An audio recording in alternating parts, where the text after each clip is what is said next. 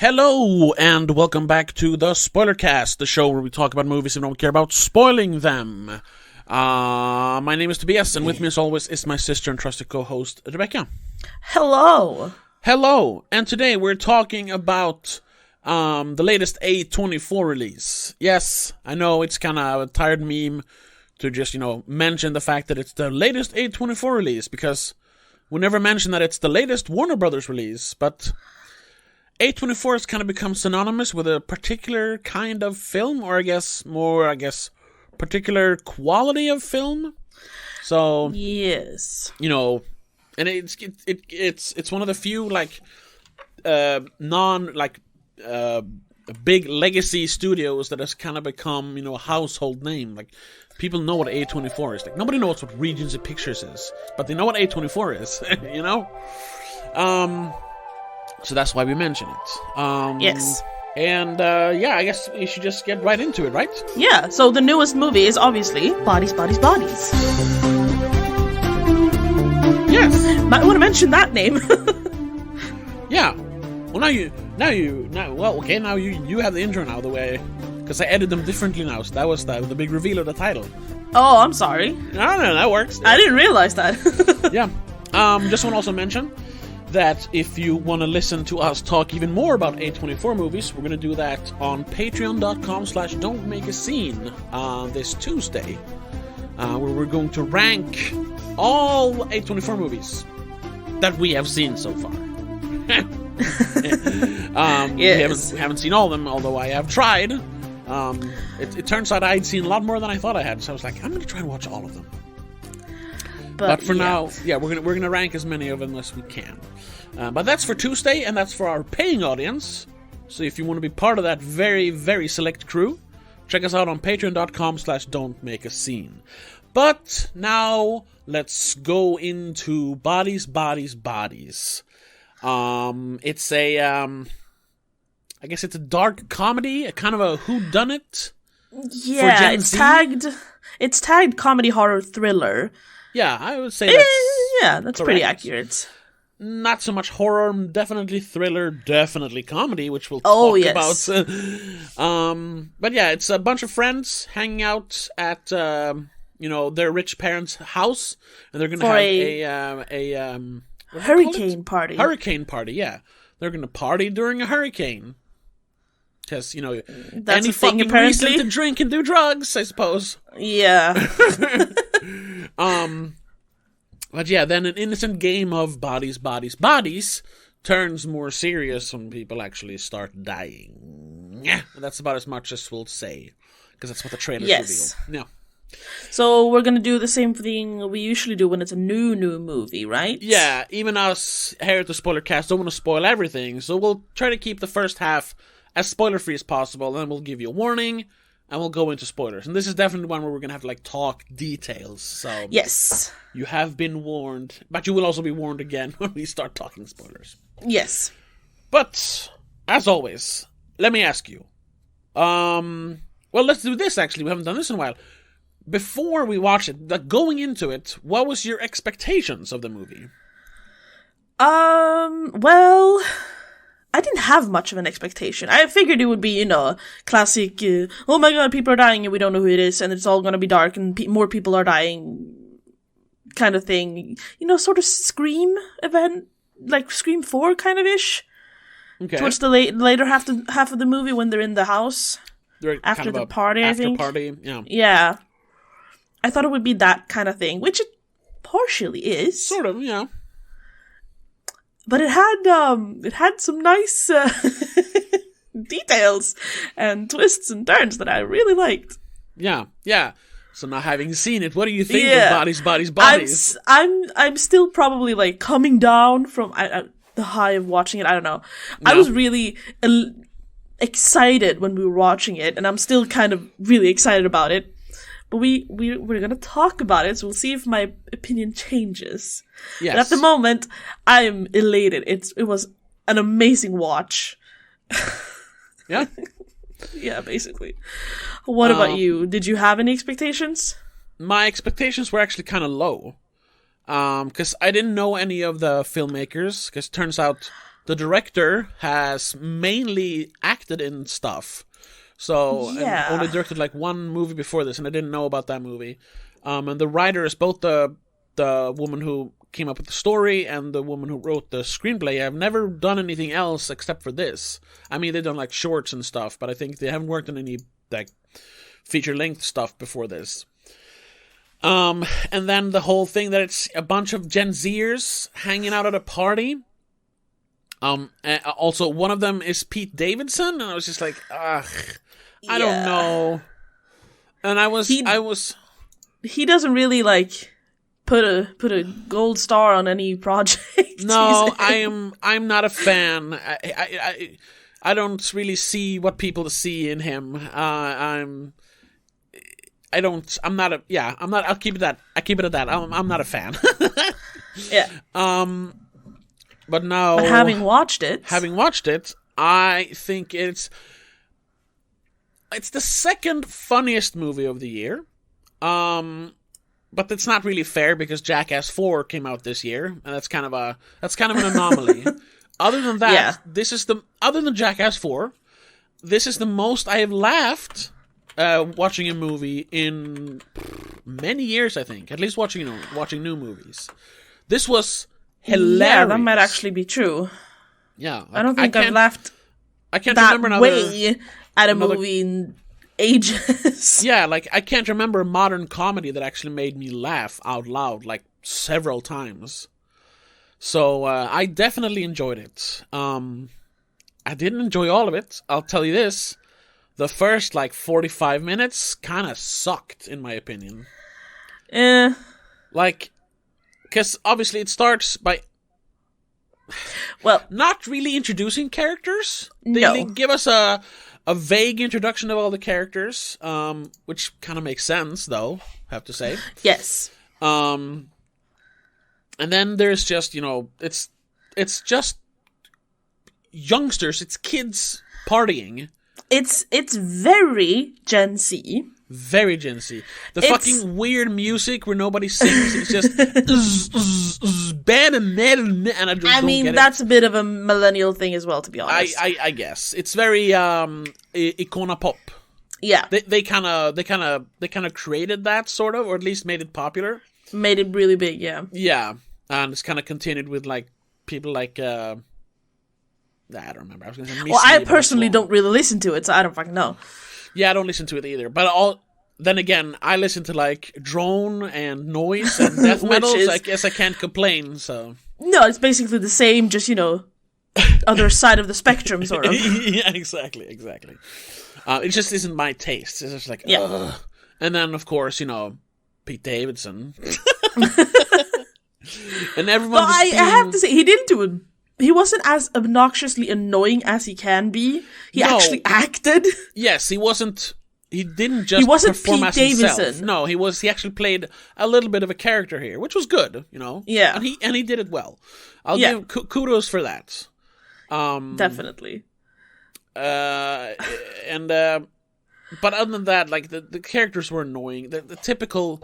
That's just me being old, because I thought they were just annoying and. I think the entire movie was kind of a comment on Gen Z and their entire everything is so dramatic. Everything has to have a label and a name and a reason, and you can't say that, you can't say this because you're stepping on someone's toes, whatever you do, kind of thing. Yes, we'll get into that. Which I loved. Yeah, I think it's actually a pretty. Clever social satire. Yes. I don't want to say too much about it right now. No, but that's what I'm just trying adding in what the movie actually is without spoiling details and stuff. Yeah. It's a really good representation of Gen Z, but at the same time, kind of making fun of them. Yes, exactly. While still making it sort of serious at points. Yeah. And I think it's making Gen Z able to laugh at themselves a little bit. Because we had a bunch of kids next to us in the theater who are definite Gen Zs. Yeah, when they came into the theater, you were like, "Oh, look, it's the cast of Bodies, Bodies, Bodies." 'Cause they look exactly like the kind of people who are in Bodies, Bodies, Yeah. Bodies. You know? The exact kind of characters that they've written for the movie. Yes. And I was like, "Oh, okay." And I mean, I heard they were sort of commenting during the movie, as sort of slightly like we do sometimes. Yeah. They laughed at it, they loved it, they kind of like, oh my god, went like, oh my god, that's so dumb, but you could hear it in their voice, and they're like, shit, we do that shit, don't we? Yeah, cause I mean, it's kind of hinted at even before the movie starts, because the tagline for the movie is "This is not a safe space," which is, it's a big word for Gen Z. Well, I guess millennials as well. Yeah. And as the movie, takes a more serious turn, because at first it's just everyone's just happy-go-lucky. There's drama. There's bickering and drama, but that's Gen Z they're- and millennials in general. They're kids. Like, hey, that's early. That's just young people in general. Yeah, when you're in that's your early like- 20s, you can't handle stuff like that. no. You're a fucking child still. So. Oh my god, someone flirted with my boyfriend, I'm gonna kill them. Yeah. Drama. And like tensions right from the beginning, because oh my Yeah. god, you just You came. you came, you weren't even invited, actually, kind of, sort of. Well, you was, but not really. It was that. Yeah. But as tension starts to ratchet up, first of all, some of the characters show their true selves. Oh yes. And some of the characters really like go hard into like playing a role, sort of. Yeah, and the typical like words like toxic and triggering Yes. starts flying around. And that's when the movie gets hilarious, because that's the kind of stuff which, the older generation makes fun of Gen Zers and millennials for being so, they're being triggered and being emotional. Yeah. And the movie doesn't make fun of them for it, but it pokes fun at that kind of what do you call it? Utilizing all of that language and being, not them specifically being that sensitive, but overusing those sensitivities, I suppose. And there is the one scene where there's so many, like, when they start like talking about each other's flaws and start to blaming each other, because the group is really dwindling now. More and more people are dying, and they're like, who is doing this? And then the insults starts raining, and I mean, they start talking about how fucking boring your podcast is, and oh my god, that was the funniest thing ever. And that was honestly one of the best dialogues I've ever heard. Cause slight spoiler here. One of the girls so has well written. One of the girls has a podcast, which the others, they love it. Because you have to be a supportive friend. Yeah, but then it turns out the one girl who really loves it is really just hate listening to it or hate watching it, because she thinks it sucks. And in this life and death situation, that is what they latch onto, and she can't even, like, as soon as the other girl, what her name was, who had the podcast? Jordan's the one who doesn't like it. Alice is the one who has the podcast. Yes. And as they're pointing guns at each other, or I guess one gun, she still can't just let go that Alice likes to do a podcast. She just keeps rolling her eyes and moaning. Yeah, she can't even, like, hold that back when she gets like, mad at her, like, rolling her eyes at her. Yeah. Hide that for now, because that's not important. How about we focus on the guy who's trying to kill us, or whoever's trying to kill us? But no, people are dying. They start bickering about a podcast. And she's like, it's actually a lot of work. You have to do Google Documents and schedule the interviews. And I was like, first of all, that's so hilarious. Because, I mean, sure, like, on big productions, there's a lot of work. But I mean, to just do a podcast like we do, it's not a lot of work. It's work, but it's not a lot. It's not a lot of work, especially if it's the only thing you do. Like, you don't have to, it's not a full-time job, obviously. Like, no. We have lives beyond that, and we have jobs beyond this. So, I mean, if we can do it, a rich kid can definitely do it. Yeah, easy. But also the way she describes it, she's not wrong. There is work to do. No, sure, there is work to do. We have a fucking Excel spreadsheet for it. Yeah, and that's where it's both poking fun at it, but being honest as well. Yes. So it's very, very well written. Oh yes. And I was not only because of the podcast, but all of the. You're being toxic and being around you is triggering. All the words being thrown around and feelings. That was so funny. Oh, feelings are facts. Feelings are facts, and she's like, no, facts are facts. Which is I haven't actually heard that, but I was like, I agree. I howled. I was literally slapping the seat next to me. And you weren't the only one. I was screaming, laughing. I heard people just laughing. Oh yes. Screaming, laughing. It was the funniest thing ever. But I gotta say, most of the laughs are in that scene, and then a few sporadic laughs after that. Before that, not so much. That's what I mean. Before that, I was honestly in my head around the time B got locked out of the house. I was like, this is fucking annoying. Can we just get to who's trying to do this? There was a lot of running around and not knowing what to do.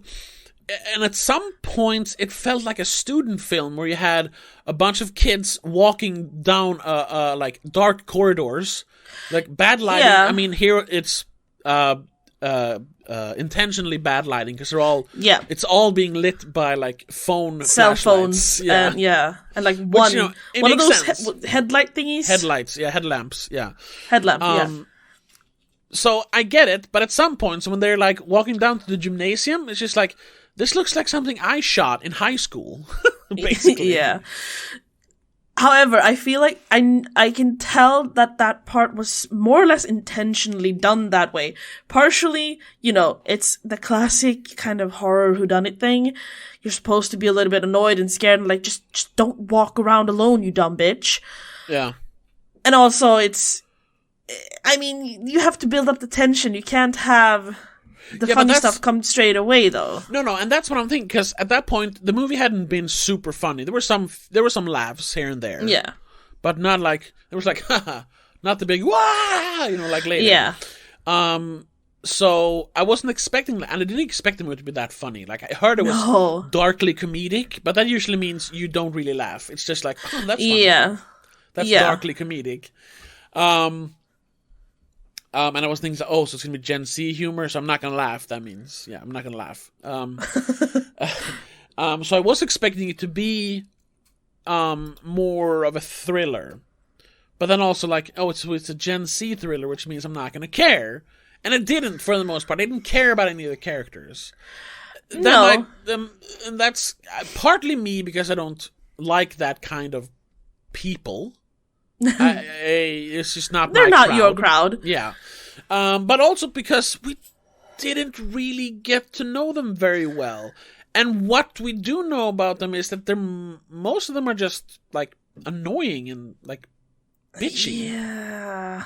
See, part of that is, again, that's part of the plan, because you're not supposed to know too much about them, because, things need to be revealed. There needs to be mystery about them all.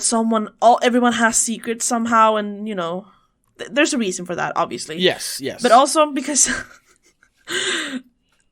in friend groups like that, speaking from experience, sure, that is exactly how it is. It's very like, you don't want to show your personality too much in your friend group because you want to be like your friends, otherwise you can't be friends with them, kind of thing.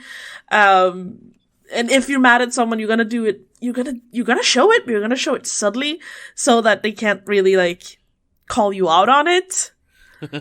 So it's a really tense friendship, but you're still best friends. They're all best friends, but they hate each other, basically. Yeah, which is and that's once again which felt realistic.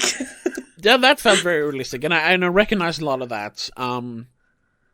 And that's not specifically a Gen Z thing. I mean, no. That's like you said, that's young 20s, teenage kind of thing. Exactly. Most generations have a bit of that, but it's definitely like more nowadays. I think yes, it's to have a front and not be yourself. Yeah. You know, you're pretending to be yourself, but you can't really be yourself because being yourself mean you're going to like offend someone. You're going to trigger someone because probably people and are also, inherently flawed like that. And if you can't put a label on your flaw, you're not really part of the, like, you're not cool. You have to be able to label your issues and flaws. Yeah. To like fit in. So you can't just you can't just be like upset that your friend went into rehab or something. No, you have PTSD from it. Sure, you probably do, but you don't have to wear it like a badge, do you? Yeah. That's also where like the kind of what do you call it? In Swedish we call it offerkofta. Victim what do you call it? You put on the you know, you make yourself a victim to like feel sorry for yourself kind of thing. Feel sorry for yourself, yeah, exactly. So like, yeah, your friend went into rehab, somehow you have to make that about you and how hard it was for you. Like, no, it was hard for your friend. I mean, sure, it was probably hard for you, but considering it's probably worse for your friend who actually had an addiction and had to go into rehab forcefully. Yeah. Not even by choice. And I guess we're kind of tiptoeing around who the characters are and what they actually did. Should we just get into spoilers? Especially that big scene where everything is revealed? Yes. We've done 20 minutes. Well, let's do a quick, like, fully, what did you think of the movie kind of thing? Would you recommend it? Would you, you know? Yeah, I'll say this. I would definitely recommend... take two. I would definitely recommend it. It is hilarious. You're just gonna get through the first half, basically, which is not as much fun, or not as exciting. It's just a weaker first half than the second half. The second half is amazing. Like, almost the entire second half is chef's kiss great, you know. I would also say that, you know, because this is, and without bringing too much politics into this, but it's obviously, you know, a movie about, like, you know, it's young Gen Zers, some millennials. They're obviously like you know, socially left-leaning, politically left-leaning, and I'm pretty sure, like, just quick Googling on the people who made this, they're on the left side of the political spectrum and all that. Probably. Yes. But somehow they managed to make a better satire and poke more fun at, you know, the social justice, the snowflake people on that side of the political spectrum than any right-wing director or filmmaker has ever managed to do. Whenever they try to do that, it just comes off as, like, weird and try-hardy. Like, I think a lot of like conservative people would love this movie. I mean, if they got past the annoying characters, they would love the kind of humor that's into this, because it is very well-made satire on, you know, the kind of people they hate. Funnily enough, though, they would probably hate this movie because they would just be like, oh my god, this is such a leftist thing. This is all just, you know, just liberals, all of them. Yeah, but at the same time... They wouldn't understand that it's making fun of liberals. I mean, some people probably could, but yeah, some, you know. Yeah, but you know, the ones who are on the internet and shouting, they wouldn't understand it. But if you just let go of that stuff and just actually look at the comedy, look at what they're actually poking fun at, it's so much fun. Oh, so yes. Much fun. So that's what I would say. It's a really fun movie. It's not like a future classic or anything. No. But it's a really entertaining movie. Yes. And honestly, like, as much as I dogged on the lighting, you know, since it's intentional, it's very effective, though. Yes. Yeah. And I will say some of the sequences, like, you should experience them in a cinema. Oh, it yeah. If you're watching it, if you're watching it at home, make sure you have the lights out. Lights out and a big screen. Don't watch this on your phone. Yeah.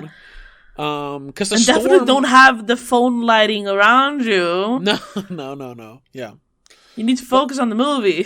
Yeah, but that's all I have to say. It's like really entertaining comedy, thriller, dark comedy.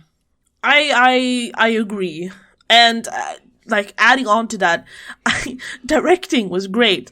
Acting, I didn't have any issues with it because it felt so... Even though the characters were fucking dumb... It felt natural. It felt natural. Yes, I agree. It worked, including Pete Davidson, who was, yes. I guess, the weaker one? Yeah. Despite... Him and,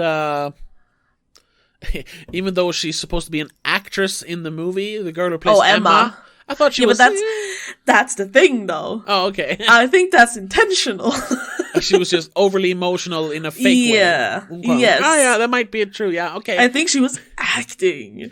Okay. That's the thing. She's great. This movie, I think this movie has so many layers if you just think about it. And there were so many details that we as an audience will notice and think will be used, but isn't really used. It's so...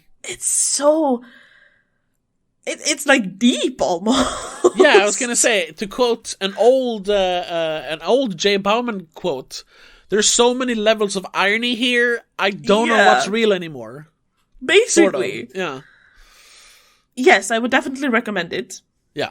But again, watch it in darkness. Like, don't ruin it. Don't have a light on. Don't have your phones out. Actually watch this in darkness. Cinema helps. But, that's up to you. Yeah. I'm inclined to give this a 5-star on Letterboxd, but I haven't really decided yet. I gave it a 4 for now. I can tell you, this is we'll see. This is a solid 7 out of 10 or 3.5 out of 5 for me.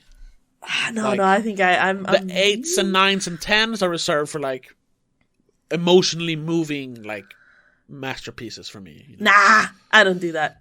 This is a solid, entertaining movie. That's a solid 7. But let's get into spoilers. Yes, let's get into spoilers.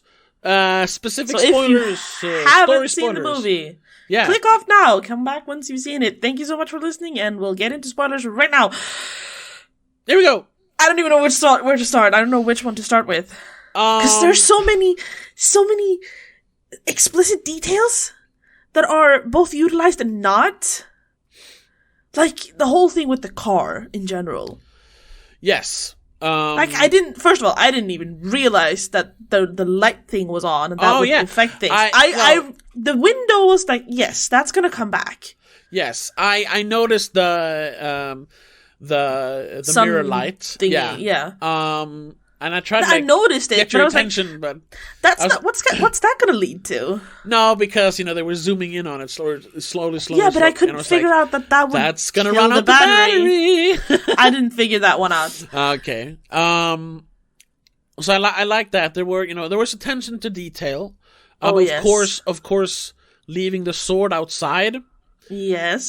Which is also kind of funny because David, Pete Davidson's character, was very annoyed when people started, like, messing with his dad's stuff. Like, give me back my dad's Gurkha sword.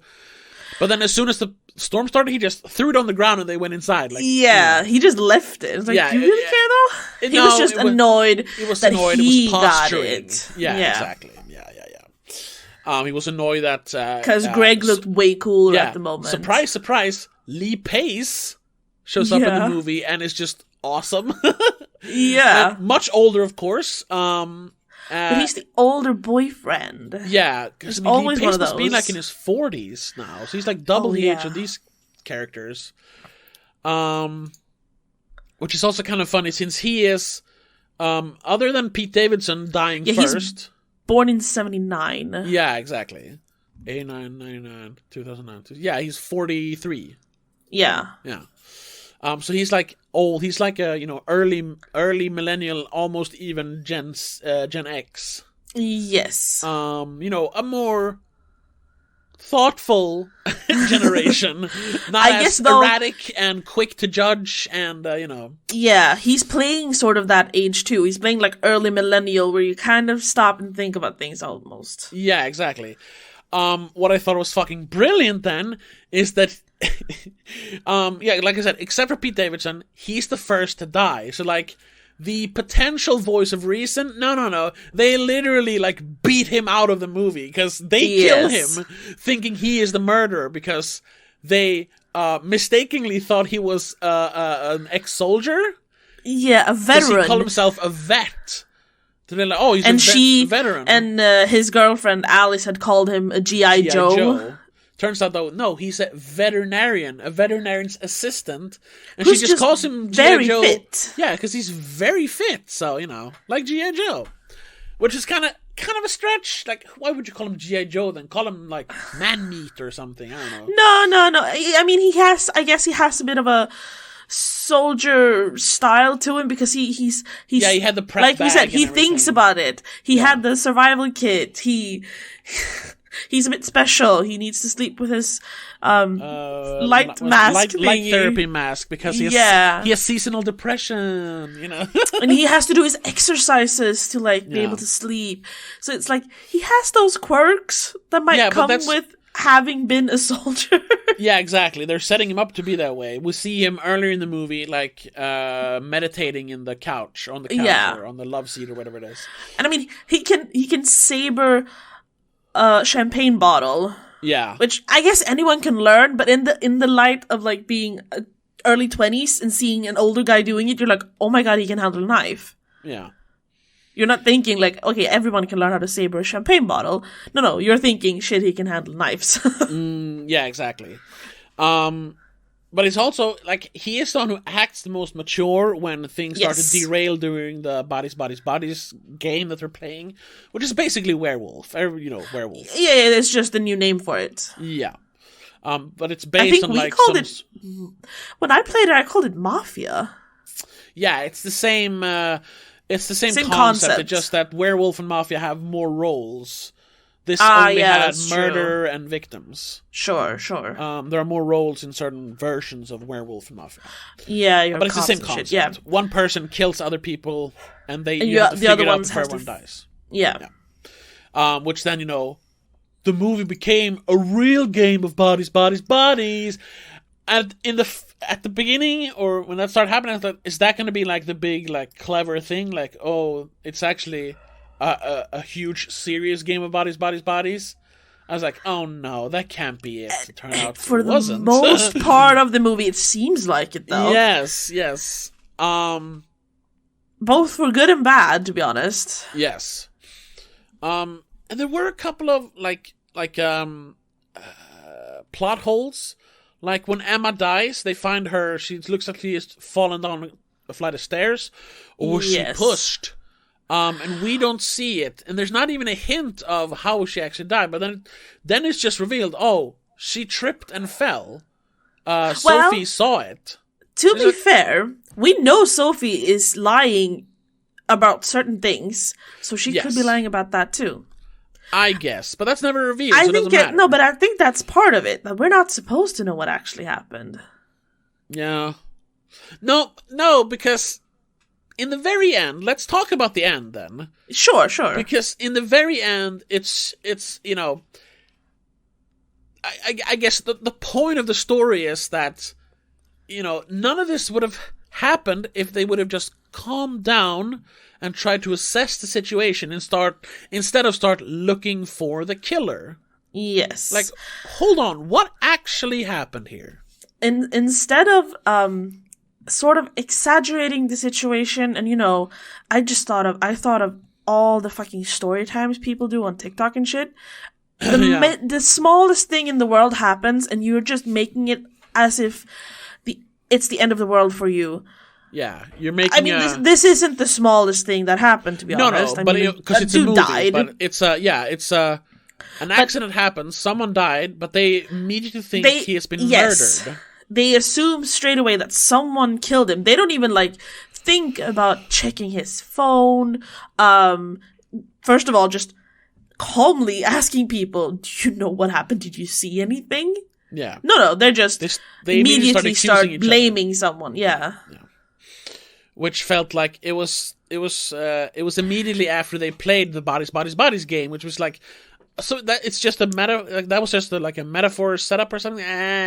But then I think they rectified that towards the end. Yes. Because it spun out of control, and when we get the resolution, it was that's hilarious. Yes. I mean, it's sad, but it's hilarious. A lot of people died because of it. Yes. I mean, how many died? David, Greg, Emma, Everyone but Jordan. 3 in total. So 5 people die. Yeah. Because they couldn't just calm down and, like, take a step back and look at the situation. Yeah. It's just such a small thing. It's like, you do kind of check someone's phone, don't you? Because that usually has some indication of something happening. Yeah. Yeah. And then they would have found out that Pete Davidson accidentally cut his own throat while trying to do a TikTok when he was sabering a champagne bottle. Yeah. Because he was holding the sword, he was dragging the sword towards himself. Yeah, when he couldn't do it away, he does it towards, because that's normal. Yeah, like, even if he wouldn't have cut his own throat, then he would have been hit in the face with the cork and the glass, so... Yeah, exactly. It's not a smart thing to do either way. And you can't really get the right power doing it towards yourself with that big of a thing. Once again, displaying the ineptitude of Gen Z. Yes. You don't know how to fucking saber a bottle, moron! Even I know that. I know how. I'm not sure I could do it, but I know how. I know what the, like, mechanics are. Yeah, I've done it once. It's hard. It is hard. You can't just... Unless you're very good at it, it takes a couple of tries, you know. Yeah. Which is kind of funny because I think when we see Lee Pace do it, that was like a one-take thing. I'm pretty sure, because he had been practicing a lot at home. It was kind of funny, right? He used his Thranduil sword from The Hobbit. When he practiced? Yeah. Nice. That's kind of funny. But yeah. But in the end... When we find out the shit that he accidentally killed himself. Yeah. There's still a couple of details that we haven't gotten answered.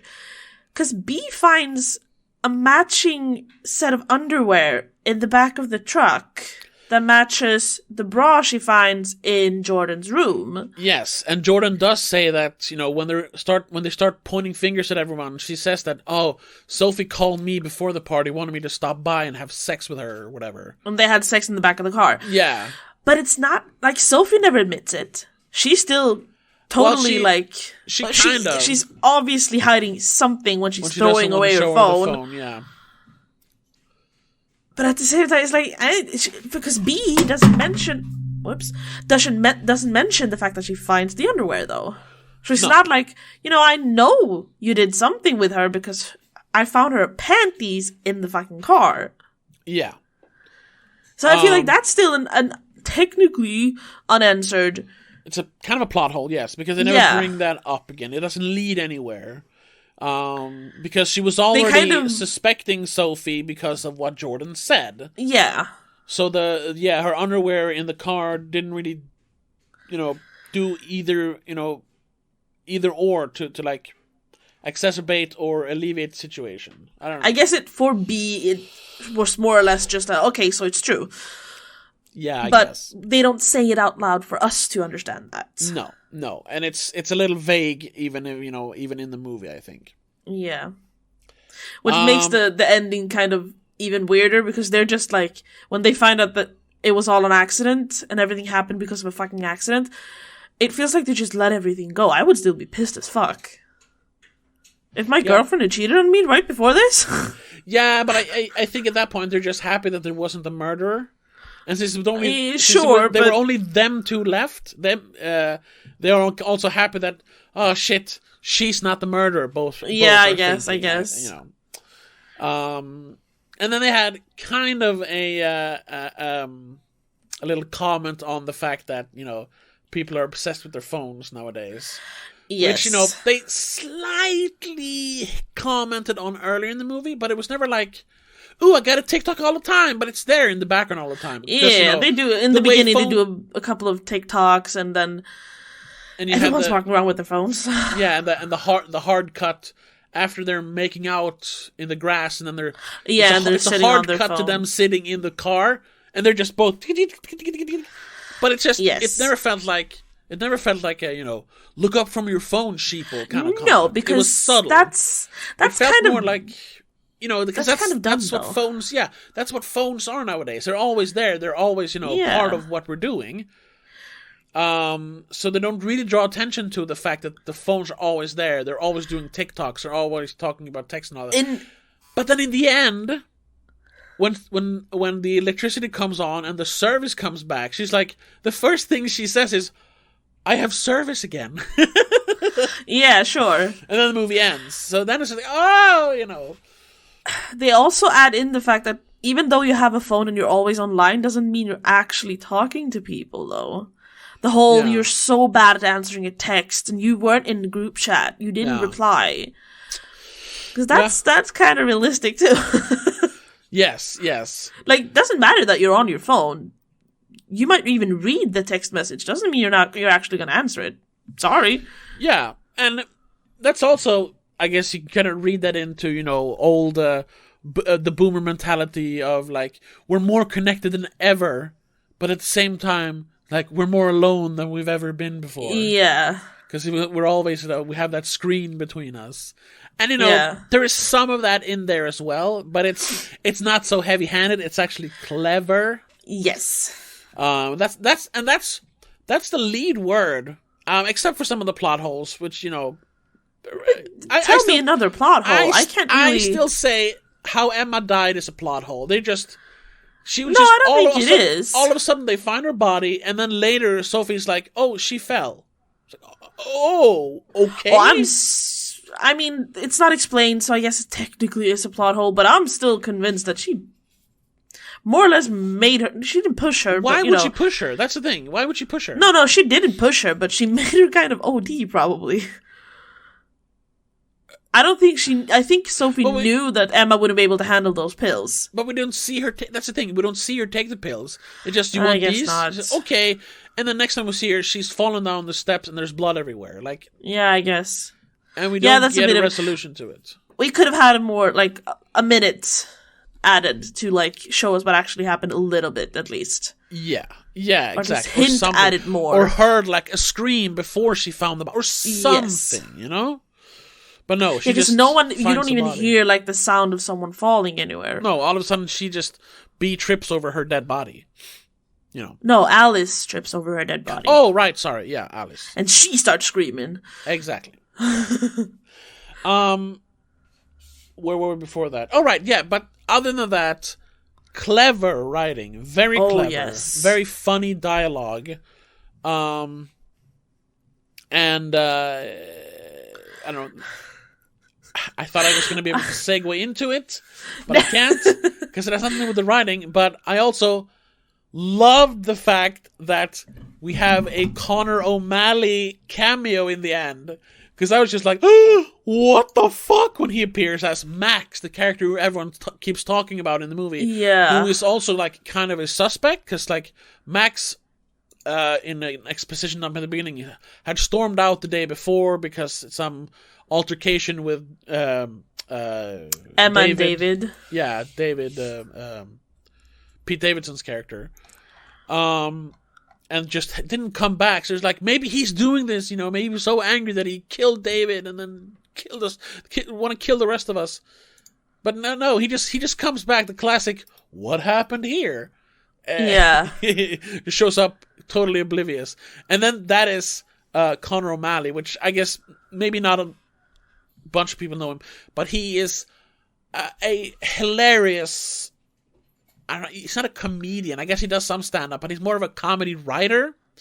Oh, yeah, because I couldn't really, he's no one to me, to be honest. Okay, yeah, I found him a few years ago. He has some insane sketches on YouTube, which are they're not exactly funny, they're just weird. There's a lot of screaming. There's a lot of, like, blood and drugs, and, it's very weird. Oh, you mean, like, bodies? Yeah, kind of, but, even worse. If you like that kind of humor, he's very funny. He's like part of, the alt comedy scene of New York. The guys in Cometown have talked about him, he's also a very good writer because he has worked as a, like, co-producer and a writer, I think, on the Joe Pera show, which is a completely on the other side of the spectrum of his kind of comedy, it's a very thoughtful, wholesome, like sweet kind of comedy, which is Joe Pera style. But somehow they have been able to work together. It's amazing. He's written things for Late Night with Seth Meyers. He's written things for Joe Pera Talks with You, and for How to with John Wilson. Yes, that one is pretty funny. It's on YouTube. How to be spontaneous. How to remember your dreams. How to throw out your batteries. Yes. A bunch of that stuff, yeah. So I was just happy to see him in a movie. Like, oh look, there's Conor O'Malley. One line and like 30 seconds of screen time. Yeah, I know. But it was just like, what a perfect use of him, because he's so hyper every other time you see him and stuff, especially his own stuff. And here's just like, hey, what happened here? And then he's out of the movie. Well, the movie ends, you know. Yeah. So, and I'm just a fan, so it's fun to see him. So I want to talk about that whole all of the lingo and that whole that scene where the four girls are just yelling at each other and using all that Gen Z language. But at the same time, I don't know if we can like describe it properly. That is literally a scene you have to watch. Yes, because I can't remember. There is so much going on in that scene, like dialogue-wise. There's ableism. I'm an ally is thrown in there. Yes. Yeah, because start talking about racism because when your black female friend does some coke, she has a problem and needs to go to rehab. But when your white male friends do it, it's just partying. That's kind of her like justifying it, sort of pulling the race card. But then it's so funny because everyone is trying to like be the quote-unquote real person in that scene. Like, my struggle is the real struggle, which once again, also a very, Gen Z thing, that it's everything is always surrounding you. Somehow it's always struggles. About you. Even when you're talking about someone else's problems, it always turns back to, but I have it worse. Exactly. Kind of thing. Or how their problems affect you. Like, no. How about you remove yourself from their problems? Anyway. How about they have problems on their own? Yeah. But then Jordan is just like, well, it's not that you just did some coke. I had to ride in an ambulance with you 3 times as you almost died. Yeah. And then it becomes, I got PTSD and had to go to counseling. Then it becomes about Jordan's problem. Yeah. And back and forth. But almost the best part is, once again, how Sophie is trying to like, or I guess Jordan as well, they start talking about like privilege and whose parents are the richest. And Sophie is like the one who's then like from the lower class, so to speak. No, Jordan's from the lower class. No, Sophie and David's parents are the richest. Jordan's the one who's had a rags to riches story. Okay, is it Jordan's parents? Because then they say like, your parents are upper middle class. Yeah, Alice says that to Jordan. Oh, okay, Alice says it to Jordan. Okay, sorry. Yeah. Because Sophie's kind of... When Jordan accuses Sophie of like, you're just rich. Yeah. You're the richest here, like, shut up. Alice kind of adds on to Jordan going, but you're just upper middle class. Yeah. You're not even rich. Yeah, like, shut up. You're upper middle class. Your parents are college professors.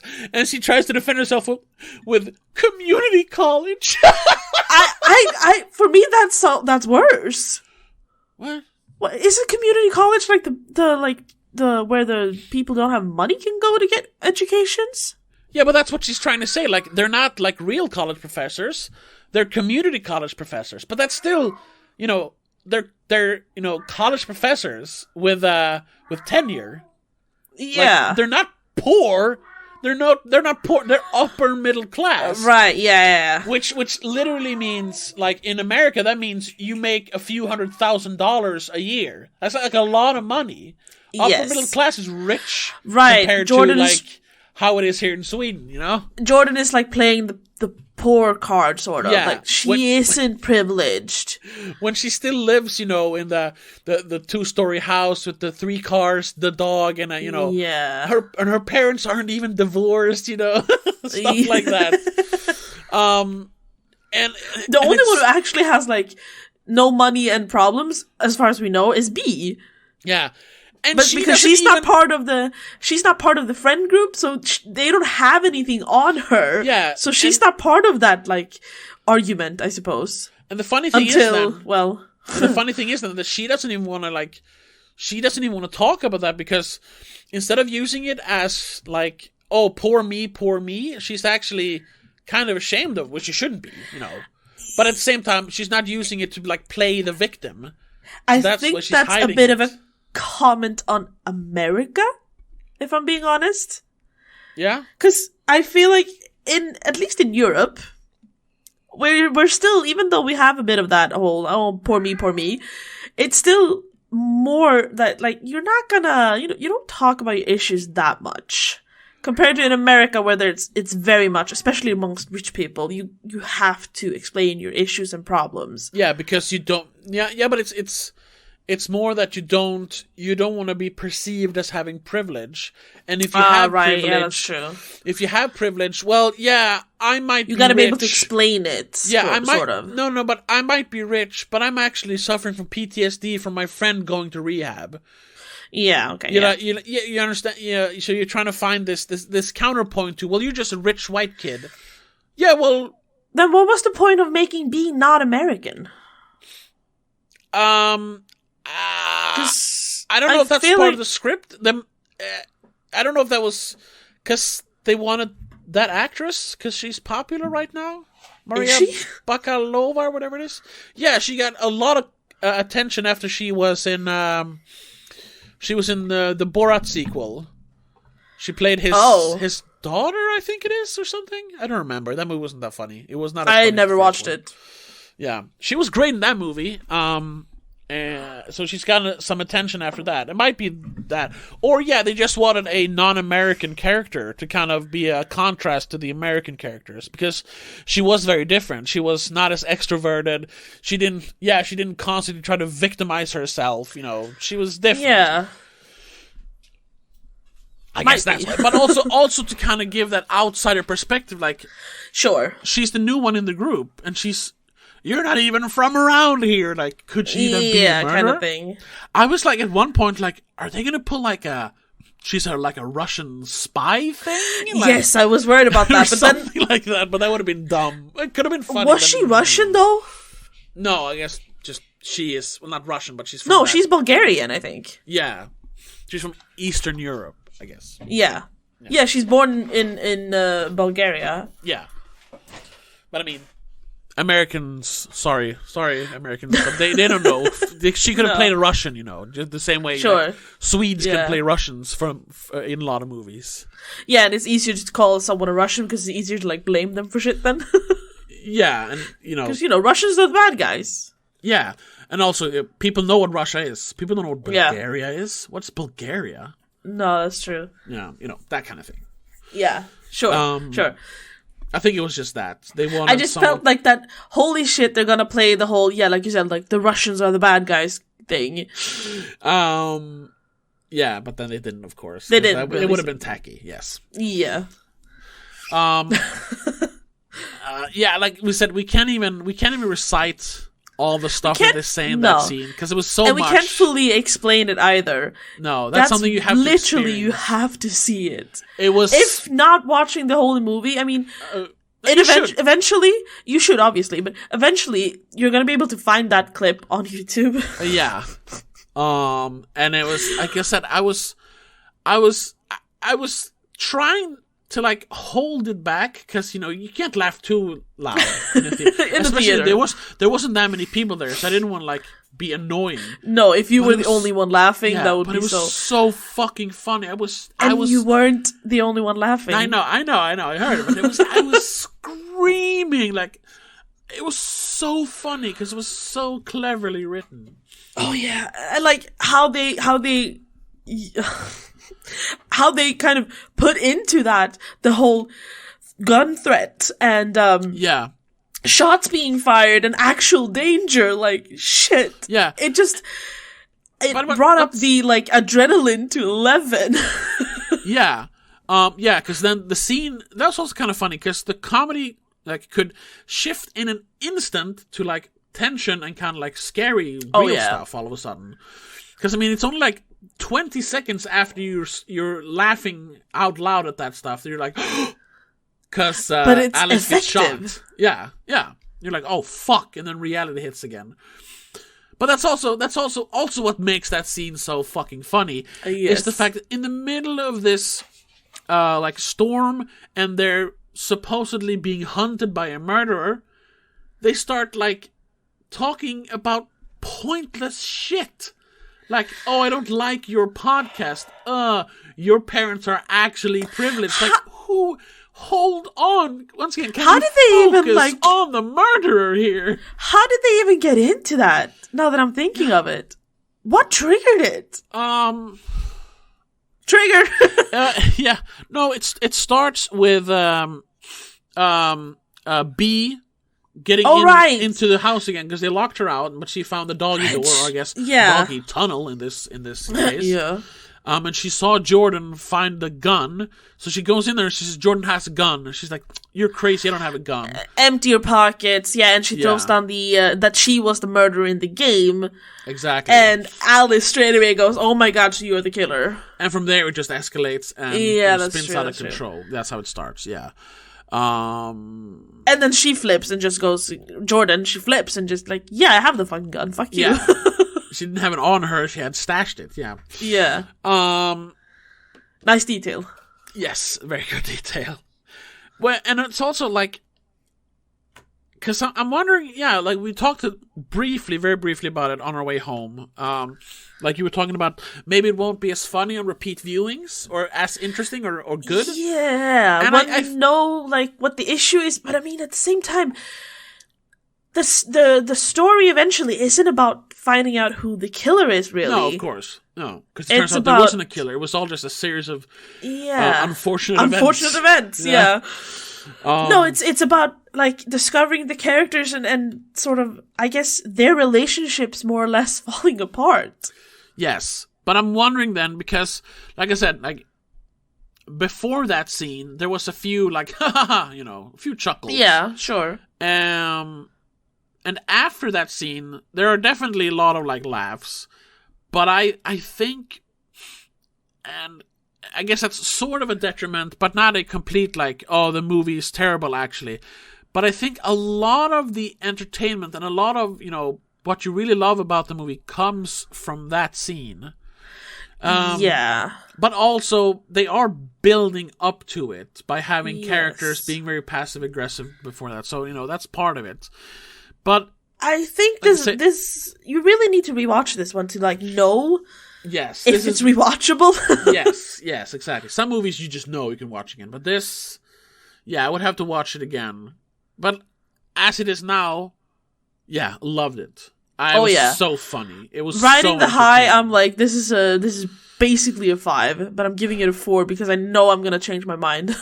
Yeah. And like I said earlier, like this is the first time, except for Jackass, which is a special occasion, this is the funniest movie I've seen in years. Like, laugh out loud funny, which never happens nowadays. I'm going to be one of those guys who says there were no funny movies made after 2008, because that's kind of true. Oh, but we've commented on that before. I rarely actually laugh out loud at things. Yeah, that's true. And I did.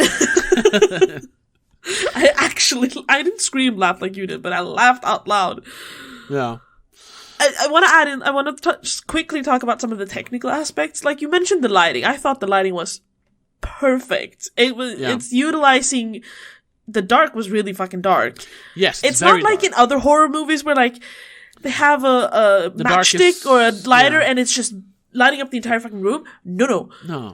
It's dark. Most of the movie seems to have been lit with just cell phones. Actually, the cell phones. Because nowadays, cell phones are quite bright when you put on the flashlight. Because you have the flashlight on the back, and then you have a fully white screen on the front, usually. Yes, which I found, from a reality point of view, it was very annoying because that means you're constantly walking around blinding yourself.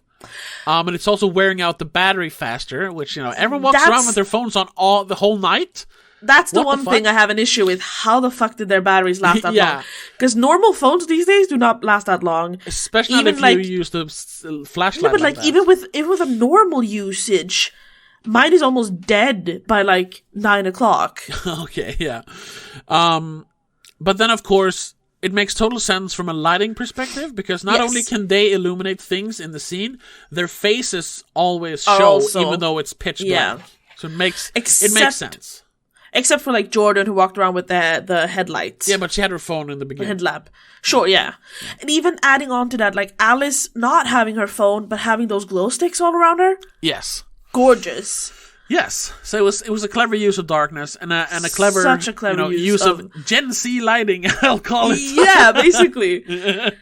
And all in all, the settings and the acting was great. And I fucking love the costumes. It was so Gen Z. Yeah. It was maybe it's a wrong way to use it, but every aspect of it was on fleek. Yeah, and that works. It's kind of old by now, but it works. I know. On fleek is kind of out. Yeah, I know. But I actually heard someone use it last week, so I was reminded of it. I was like, ooh, hey, I can use it now. Funny detail, that's the one thing I knew about this movie beforehand. Pete Davidson had to cover up 80% of his tattoos. Oh, I didn't even think of it. Yeah, he has tattoos everywhere. Covered in tattoos normally. And this one, they're like, no, you can have tattoos, but you can't have that many. No. So, in the first scene we see him in, when he's in the pool, he has leg tattoos, and that's it. Yeah, that's true. Nice detail. That they actually changed him. He's not Pete Davidson. Yeah. And even though the music, according to us, isn't the best, it worked really well for the movie. Yeah.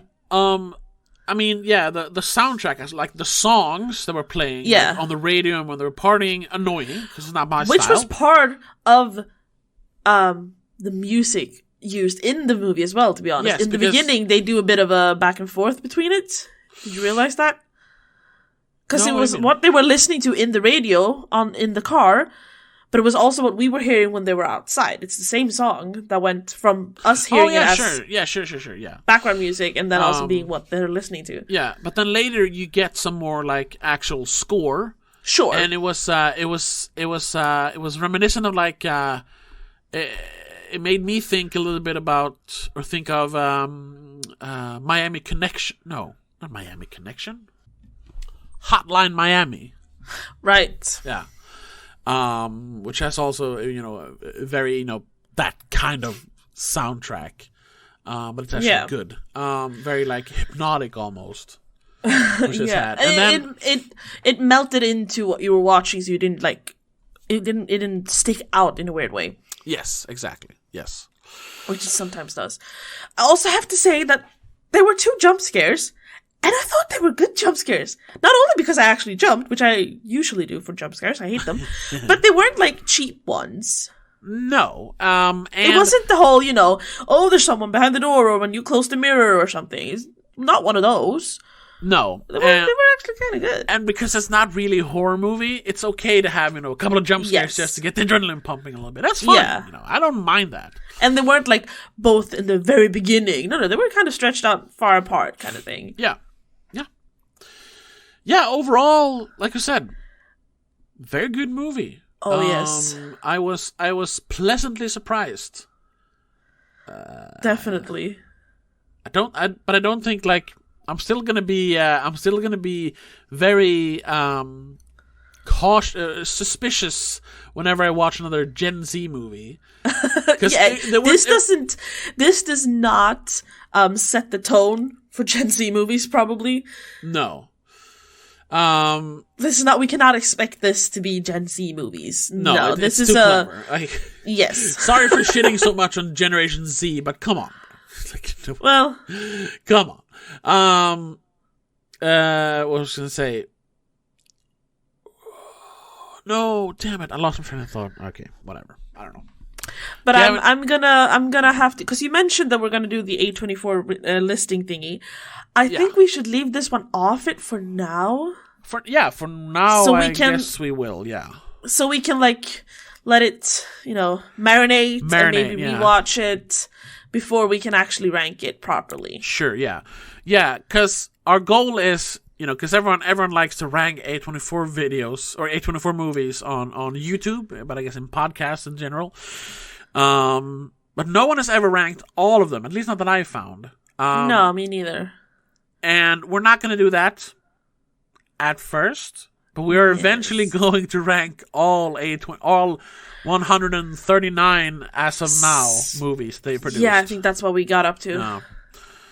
And I have watched it turns out I had watched 40 without even thinking about it. I lost track. Yeah, if I'm being, I haven't filled out exactly. Actually, well, we did a little spreadsheet. I've started a list on my letterbox on all the A24 movies I have seen and am hopefully going to see.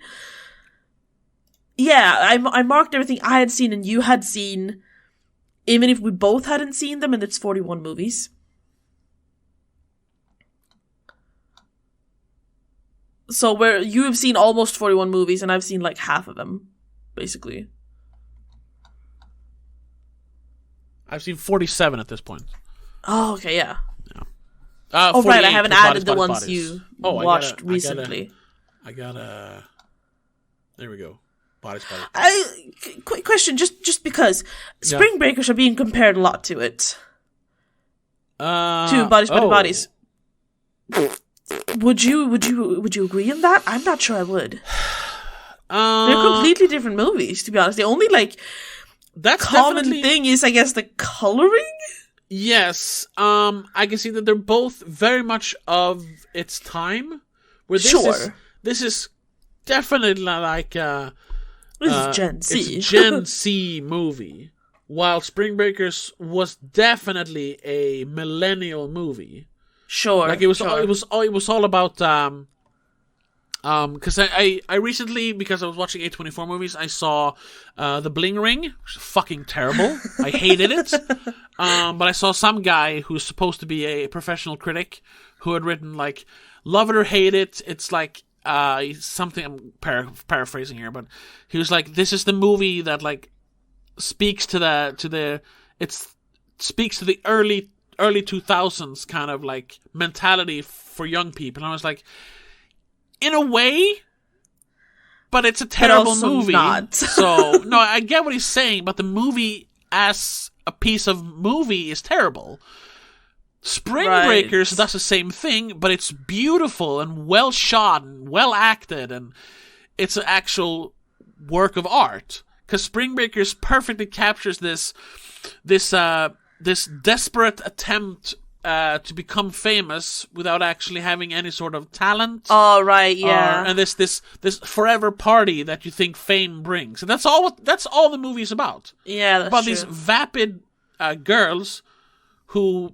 Yeah, they want spring break forever, bitches. How are we gonna do it? Are we gonna like become famous and then because of that make money and go to? No, we're just gonna steal money so we can party. Which is the same thing as the Bling Ring, but Spring Breakers is much better than the Bling Ring. Fuck the Bling Ring. Spring Breakers is a fucking masterpiece when it comes to that shit. And this is the same thing because now, of course, famous is still something people strive for, but. Famous is not being in movies or, being like a famous writer. Famous is just being on the internet because having lots of followers. Yeah, anyone can have 1 million followers at this point. If you're willing to, not debase yourself, but like stoop to that. Put in the work, so to say. Yeah, so to speak. Yeah. So you don't have to be a movie star anymore. You can just be on TikTok instead.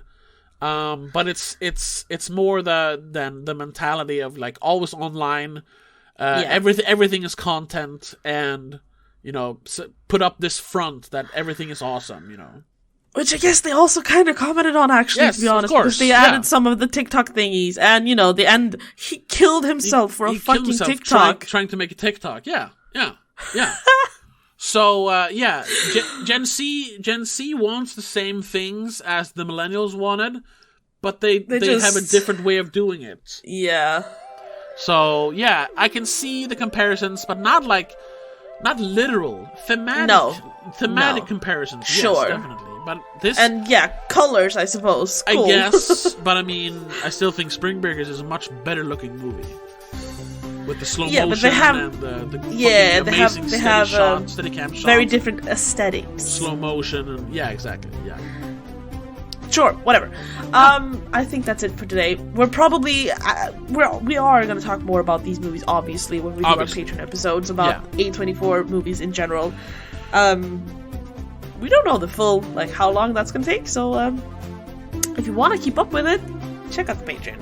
Yeah, patreon.com/don'tmakeascene. Check it out. But that's going to have to be it. Bodies. Check it out. Yes. And we will see you in the next episode. But until then, have a good one. Bye. The spoilerCast is part of Please Don't Make a Scene. It is hosted by Tobias Vedén and Rebecca Vedén. Produced and directed by Tobias Vedén. Executive producer is Annika Vedén and Laura Kinney.